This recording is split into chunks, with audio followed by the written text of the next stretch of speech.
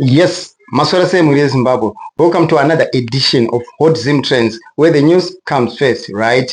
Nansuno tashanyira kunamu yemukomana tatinja pinjis. We are kuchemerwa kuruwa kunonzi kwa Solomio, right? Penye pakazara hama ni shamwari vachishema mukomana akafa rufuru rwadza rufuru tsauna rwadza hama. Nekudaro nekuzoshayawo assistance in time akazenga achirasirwa neupenyu. Saka tine mavideos atinawo atakuigirai yatoda kuti muone zviri kuitika as we speak right now kunamo yemukomana, right? Asi tisati takuratidza mavideos aya tina ansawera wedu weBright Connect avo vari kutaurawo kuti makangosubscribe to Hot Zim Trends. Vachange vachikupai mukana kunge muchiona machannels eDSTV, Premium yese, Netflix, HBO Max neApple TV, tisanganisira mamwe machannels anosvika iwo 10,000 anditika nyika dzese dziripo ipapo. Aiwa, zvinofadza zvama. Saka ndichakupai kavidhio kawo, just a 15 seconds video. Number dzavo dzinenge dziri at the end of this of their advert anditika, but musakangana kutora screenshot subscription yeHot Zim Trends movasendera including your name and your surname so that vanokugadzira account yenyu naika. So watch this video.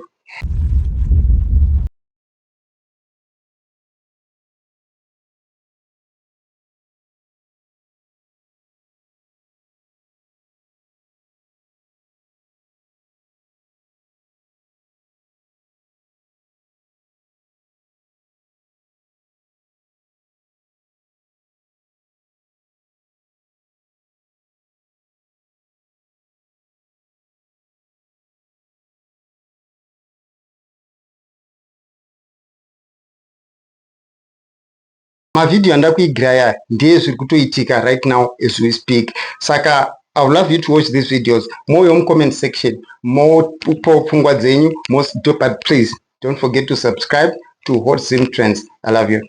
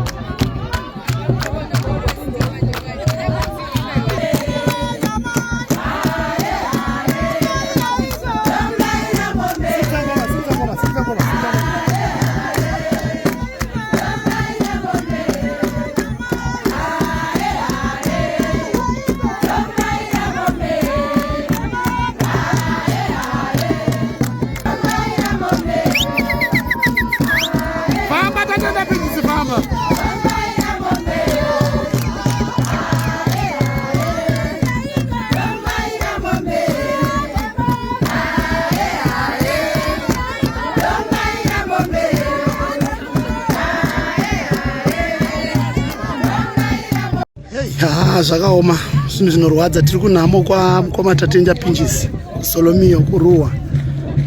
Zvinhu zvinorwadza hazvisi kugamuchirika. So tine vamwe vanhu vatataura navo vari kuratidza kuti kutsutsumwa nekurwadziwa pamwe nekurasikirwa nemuimbi mukuru aiita zvakanaka, aimba zvinodadisa. So rega tinzwe pane vamwe vatasanganawo navo kuti vari kutiwo chii maererano namukoma Tatenda Pinjes. Aiwa, tiriko kunhamo kwamukoma Tatenda, tabatikana zvisingaite nemuimbi wedu aitiimbira zvakanaka. Seruwa tarwadziwa, tarasikirwa, senyika seZimbabwe tarasikirwa zvisingaite. Tiri kurwadziwa zvechokwadi, uye nemafiro akaita tiri kurwadziwa zvisingaite. Naizvozvo tinoti mukoma Tatenda, zororai murugare uye mufambe murugare. Inzira yedu tese tichasangana. Tinorombo nekurasikirwa namukoma Tatenda. Munhu aivaraidzwa vanhu vakawanda, tinomuziva nenyaya dzekuimba, madapa tarasikirwa negamba hombe. Toti mukoma Tatenda, zororai nerugare. Tarasikirwa zvikuru namukoma Tatenda Pinjes, munhu aititira zvakanaka munyaya dzemusic industry tashota kuburikidza nemuimbiro wavaiita.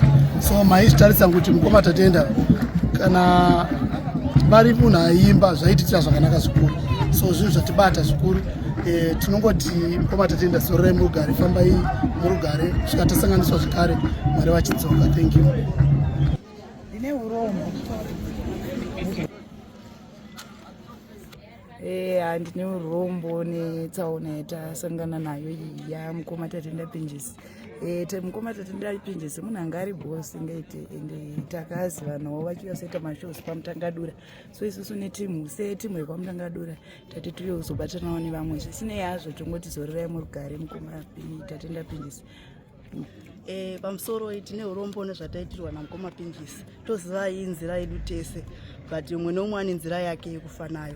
Munhu ataibatawo naye zvakanaka kwaMutangadura achiuya achidza mashow, kunyanya song yake yesaina upinde murudo, song inondirwadza nezvazoitika. Munhu anga ane shuviro yekuti akwanise kuraramawo nemhuri yake, asi nguva yaMwari ndiyo yamutora. Ndoti zororai mugare mukoma Pinjes, fambai munyasha, tichateverawo asi nguva ndiyo isati yakwana.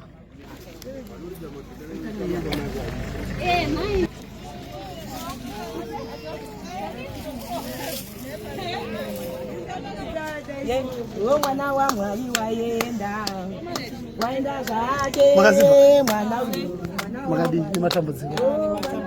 Shame, zvakaoma. waenda zvake, mwana uyu moti chipanga mazano, waenda zvake, mwana uyu, mwana wa Mwari.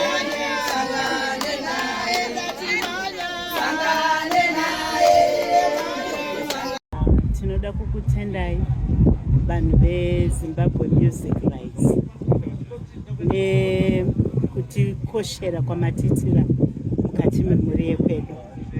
And Tatenda Pinjes mwana anga aine umhare, I can say umhare newisdom yekuti munhu ndinofanira kujoina maassociations anoenderana netrade yangu.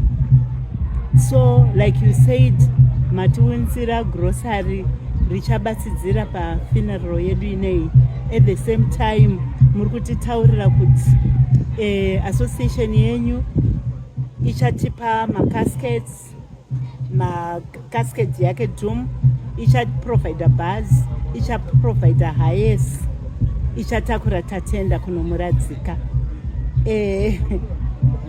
It's amazing. Zvekuti we are so surprised kuti kune zvinhu zvakadaro tanga tisingambozvifungidzira. I just want to appreciate, ndakamirira mhuri yese kwakawa kuti Tatenda tiri kutorwadziwa nekuti umhare hwaanga ainawo anga ari munhu achazoburitsa zvinhu zvihombe kumberi. Tatenda anga ane wisdom yaMwari chaiyo. So hatigoni kutongera Mwari kuti vakata short his life. Mwari vaita kuda kwavo, asi tinongoti dai Mwari vamuchengeta murugare. At the same time, I would want to encourage other musicians kuti kana aita zvekuimba zvakafanana neizvozvi ajoine maassociations ana Zimbabwe music rights nokuthi what you have provided to us as a family is awesome.